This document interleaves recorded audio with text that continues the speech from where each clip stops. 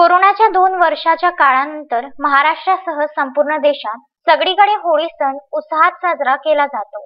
परंतु विदर्भातील अमरावती जिल्ह्यात एक गाव असे आहे की जे मागील 71 वर्षापासून या गावामध्ये कोणीही होळी खेळले नाही। दर्यापूर तालुक्यातील पिंपळूद येथे परसराम महाराज यांनी या दिवशी देहत्याग केला होता।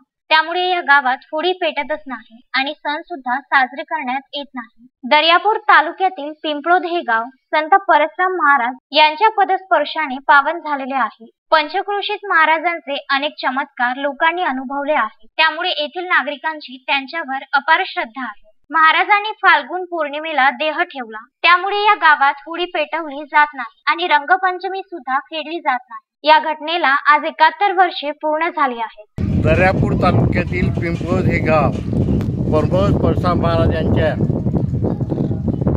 पदस्पर्शाने पावित होऊन इथं सर्व समृद्धी नांदत आहे। परसराम महाराज या वास्तवात असताना इथे पुष्कळसे त्यांचे चरित्रामध्ये सुद्धा उल्लेख आहे। त्यामुळे हे गाव प्रसिद्धीस येऊन विदर्भामध्येच नव्हे तर पूर्ण महाराष्ट्रामध्ये नावाजलेले आहे। परसराम महाराजांच्या संस्कृती म्हणून परसराम महाराजाचा देहावसान होळीच्या दिवशी झाल्यामुळे आमच्या गावाला होळी पेटत नाही। होळी न पेटल्यामुळं आपल्या इथे वृक्षाचे संगोपन होते व लोक वृक्षारोपण करून झाडं वाढवतात आणि रंग अजिबात कोणी खेळत नाही। लहान मुलगासुद्धा इथं रंग लावत नाही। त्यामुळं त्वचारोगापासून गावाचं संरक्षण होते। परसराम महाराजांनी आम्हाला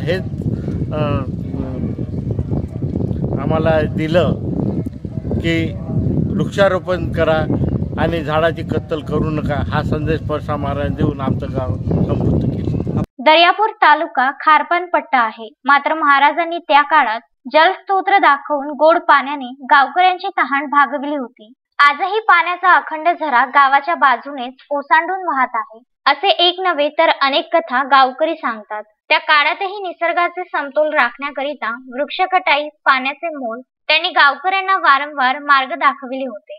लोकसहभागातून महाराजांचे समाधी मंदिर उभारण्यात आले। सामाजिक सलोख्याचे प्रतीक असलेल्या या मंदिरात महाराजांसोबत श्री दत्त व भगवान गौतम बुद्धाची मूर्ती विराजमान आहे। श्री दत्त जयंतीला भव्य अशी यात्रा या ठिकाणी भरत असते। होळी पौर्णिमा यात्रा परसराम नगर ITI पिंपळूद येथे, जयंती महोत्सव बौद्ध पौर्णिमा श्री संत परसराम महाराज जलकुंड झरा पिंपळूद येवदा रोड येथे साजरा केला जातो। होळीच्या दिवशी दिवसभर मंदिरात मोठ्या श्रद्धेने पूजा करतात। अत्यंत विलोभनीय रोषणाईने गावातील व ITI येथील मंदिर डोळ्याचे पारणे फेडते। यावर्षी सुद्धा कोरोनाचे नियम पाळून अतिशय साध्या सोप्या पद्धतीने रंगपंचमीच्या दिवशी हरिभक्त परायण श्री शालिग्राम महाराज सुरडकर, विदर्भ उपाध्यक्ष अखिल भारतीय वारकरी मंडळी भालेगाव तालुका खामगाव यांच्या मधुर वाणीतून काल्याचा कार्यक्रम होणार असून सर्व भाविक भक्तांनी या कार्यक्रमात सहभागी होऊन श्रींच्या दर्शनाचे व महाप्रसादाचा लाभ घ्यावा असे आवाहन करण्यात आले। गेल्या जवळपास 71 वर्षापासून आम्ही परमहंस परशुराम महाराज यांची पुण्यतिथी मोठ्या उत्साहात इथे साजरा करत असतो। त्यानिमित्त आम्ही विविध कार्यक्रमाचे आयोजन करत असतो। भागवत सप्ताह म्हणा किंवा महाप्रसाद म्हणा, आणि पिंपळूद या गावातून भव्य एक मिरवणूक आम्ही काढतो। त्यानंतर काल्याचे कीर्तन होते आणि नंतर भव्य महाप्रसाद होतो। परमहंस परशुराम महाराज हे होळीच्या दिवशी त्यांनी देवासन घेतलं आहे। त्यामुळे त्या दिवशीपासनं, त्या वर्षापासनं जवळपास गेल्या 71 वर्षापासून आमच्या गावामध्ये आम्ही होळी पेटवत नाही, रंगपंचमीचा सण आम्ही साजरा करत नाही। जेव्हा परमहंस परशुराम महाराज याच्यातून जगातून गेले तेव्हा त्यांनी जाताना सुद्धा हा संदेश दिला की अशा दिवसावर गेले की आमच्या गावामध्ये त्यामुळे होळी पेटत नसल्यामुळे वृक्षाचा जे लाकडांचा नाश होतो तो वाचला आहे आणि रंगपंचमी खेळत नसल्यामुळे पाण्याचा जो तुटवडा असतो त्याच्यापासून पण संरक्षण झालेलं आहे।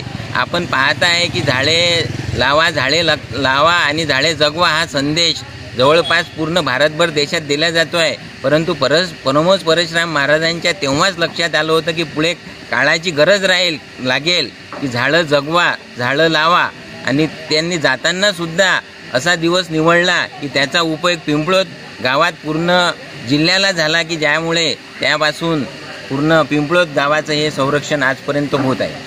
संत परसराम महाराज यांच्या जयघोषात गावामधून दिंड्या, पालख्या वारकरी मोठ्या उत्साहात महाराजांच्या पादुकांची मिरवणूक गावांमधून काढली जाणार आहे. संत परशुराम महाराज हे आमच्या विद्यालयाचं नावच. मी त्या ठिकाणी मुख्याध्यापक दिलीप सुखदेव डोरस. महाराज 1951ला ही पृथ्वी सोडून गेले, हे जग सोडून गेले. मात्र तत्पूर्वी महाराज स्वतः होळी पेटत होते. मात्र त्यांच्या लक्षात कदाचित आलं असेल की आपण या दिवशी जर गेलो, कारण महाराजांवर प्रेम करणारा या पंचक्रोशीमध्येच नव्हे तर दूरदूरचे लोक महाराजांवर प्रेम करणारे होते. जेव्हा महाराज गेले तो दिवस होळीचा होता, रंगपंचमीचा दिवस. संपूर्ण गावात दुःखळा कोसळली. मग लोकांनी ठरवलं की आजपासून आपल्याला होळी पेटवायची नाही आणि रंगपंचमी खेळायची. होळी पेटवणे म्हणजेच काय? वृक्षतोड, जंगलतोड की ज्याचा दुष्परिणाम पावसावर होतो, वन्य प्राण्यावर होतो. मात्र महाराजांनी संदेश दिला की होळी पेटवू नका, म्हणजे वृक्षतोड होणार नाही, वन्य प्राण्यांचा जीव वाचेल, निसर्गाचं संवर्धन होईल. आणि उन्हाळा म्हटलं की पाण्याचा त्रास, 2-2, 4-4 दिवसपर्यंत पाणी येत नाही. आणि होळी खेळली नाही, रंगपंचमी खेळली नाही तर जे पाणी व्यर्थ जात होतं ते पाणी व्यर्थ जाणार नाही, असा संदेश परशुराम महाराजांनी या गावाला दिला. मात्र मी असं म्हणेल की नुसतं पिंपळदच नव्हे तर इतरही गावांनी हा बाबाचा संदेश जर ऐकला तर निश्चितच तुम्ही तुमचा सण साजरा करा, रंगपंचमी साजरी करा. मात्र होळी पेटवण्यासाठी जे तुम्ही वृक्षाचा ह्रास करता, वृक्षाचा नाश करता, झाडांचा नाश करता, पाण्याचा नाश करता, हा संदेश जर बाबाजून तुम्ही घेतला तर निश्चितच बाबांना माझी वाहिलेली एक श्रद्धांजली असेल. परशुराम महाराज की जय. अनंत बोबडे, विदर्भ न्यूज, दर्यापूर.